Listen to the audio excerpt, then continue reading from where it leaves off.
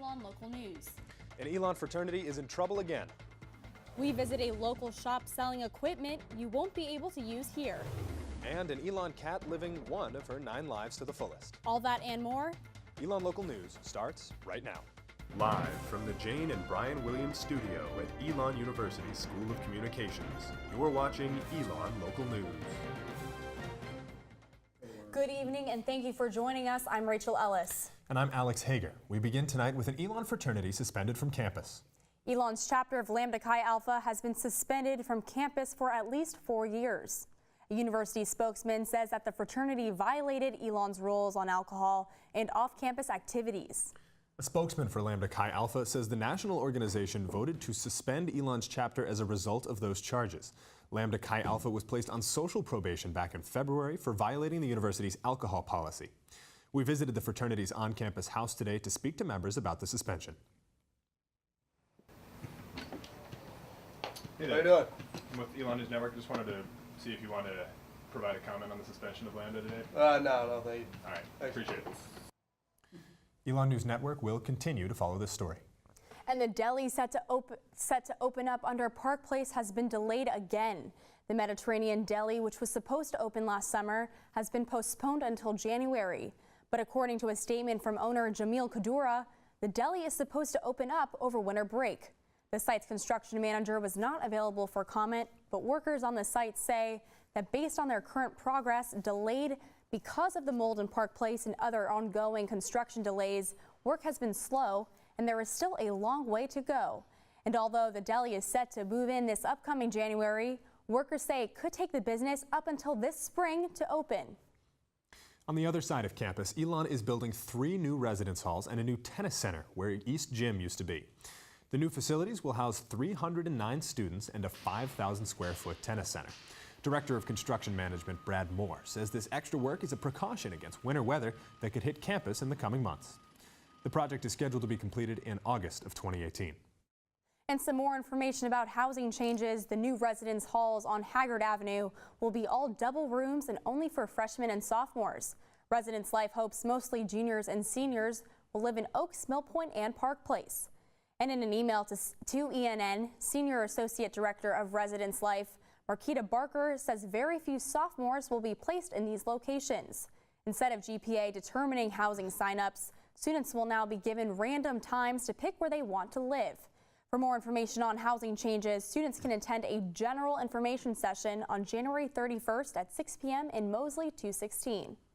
And it's been a year and 5 days since Donald Trump was elected to be the next president of the United States. And the effects of his presidency are being felt on campus. Member of Elon's College Republicans, Madeline Pierce, says conservative students are facing a stigma at Elon for their beliefs. It's sad to see those things really affecting people personally on a college campus. And I think that's generated a little bit more of that anger, like, oh, you're a Republican, you automatically agree with everything that's happening in the administration, and kind of, even if it's not outwardly said to you, you feel that there's some sort of personal blame. And the Elon Politics Forum is holding a debate tomorrow night, and ENN will be moderating the event. A 5th woman came forward today to accuse Republican Alabama Senate candidate Roy Moore of sexual misconduct. This comes after the Washington Post reported Moore pursued sexual relationships with teenagers, including a 14-year-old when he was in his 30s. Moore says these allegations are, quote, false and untrue, leading him to sue the news outlet. Associate Provost Brooke Barnett says this case could fall under defamation, which means making untrue statements about someone, damaging his or her reputation. For the truth. So Mr. Moore would need to show that the Washington Post knew this was not true and printed it anyhow, or did nothing to find out whether it's true or not. With an investigative piece with more than 30 sources, it feels hard that either one of those would be true, particularly with sources that did not know each other who are making these claims. At least 5 companies have announced they will no longer advertise for conservative political commentator and talk show host Sean Hannity on his TV or radio shows. These announcements come after viewers are saying he called Moore's alleged sexual assault of a 14-year-old girl consensual. Beverage brewing company Keurig has pulled their advertisements, and some conservatives are boycotting the company on social media. Hannity has since apologized to viewers on his TV show, and faculty director of Elon's student-run strategic communications agency, Live Oak, Hal Vincent says this could hurt companies such as Keurig, but it is the right of a free society. I think a lot of us would hope that sometimes companies would say that a little bit of lost profit for the sake of doing the right thing might be worth it in both the short term and the long term. Companies that have pulled their advertisements from Hannity's show over his coverage on Moore include Keurig, manufacturer Nature's Bounty, Realtor.com, the biotechnology company 23andMe, and privately owned plus-size clothing retailer Elon. Here on campus, the Elon poll will be releasing results this week for its second statewide survey. The first batch of results will be released tomorrow and will include the opinions of North Carolina voters on the Russia investigation and the approval rates of political leaders, including President Donald Trump. Thursday's results will be the opinions of North Carolina voters on the opioid crisis. And on Monday, the Elon poll will release polling results about holiday spending and Thanksgiving traditions. And coming up, we take you inside an Elon shop selling items you won't be able to use without driving over 2 hours. And the leaves are starting to fall and the temperatures are definitely dropping. I have your weather forecast after the break. You're watching Elon Local News. Ride-sharing and on-demand driving apps are popular for students traveling to the airport for Thanksgiving break, but now there are more questions about safety with these services since the terror attack in New York. The driver who killed 8 people in Lower Manhattan also worked as a driver for Uber. According to the company, he passed a background check which includes a valid U.S. license, no criminal record, and no major driving violations. Senior Madison Sternberg says passengers should always be alert. I do know that when you're driving with somebody that you don't know is essentially a stranger, you are taking that risk. Freshman Junie Vargas says she will continue using Uber. Regarding the attack, I still feel safe using Uber because that was one person and one Uber driver, and it's not fair if you generalize based on one person, the other people, because not everyone is the same. If you still need a ride to get home for break, consider checking the class Facebook groups for students who are willing to carpool. And if you feel unsafe traveling on campus, you can always call campus security or E-Rides at 336-278-5555. It's been chilly, Alex. It has been chilly. I know you're heading somewhere warmer for Thanksgiving break. I'm going somewhere colder, but we still got a week here coming up in this increasingly cold weather. We do, and I think it's about time everyone pulls out their jackets and maybe those scarves, those hats, those gloves. It's an appropriate time of year to do so. I mean, it is like mid-November now, so that does make sense. The time for the holidays, and hopefully our Caroline Hartshorn is outside staying warm. Caroline, tell us what's up this week. Thanks, Alex and Rachel. I am outside on Citroen Plaza. My feet are getting a little frozen. It's pretty cold outside, but it's okay. Today was beautiful. It was 61, so a little chilly, but actually not too bad. Right now, though, it's 51 degrees, so it's definitely dropping a little bit. Right now, if you want to take a look, this is the sun that was just setting about an hour ago. It's set at 5:11.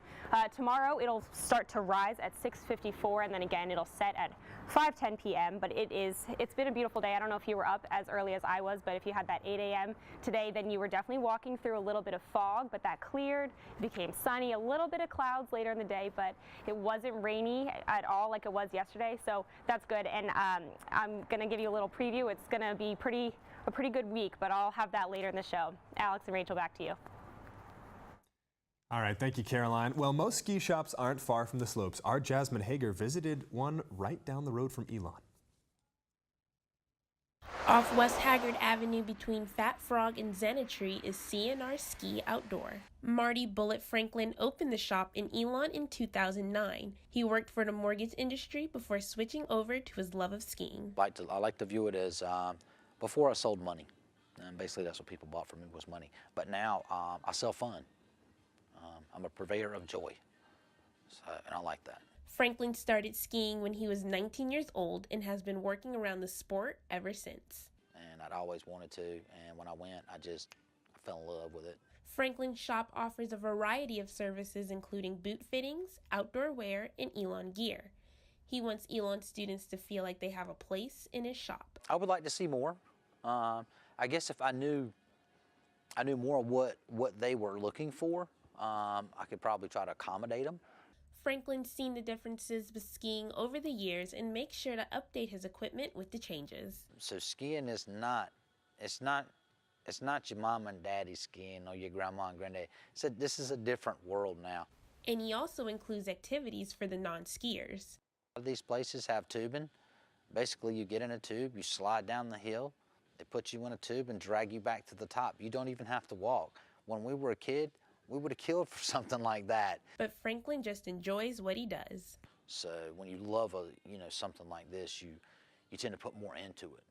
And he hopes his customers see that love too.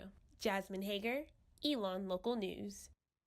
And when summertime comes around, C&R Ski Outdoor does a 180 where you can purchase bathing suits and surfboards. You're watching Elon Local News.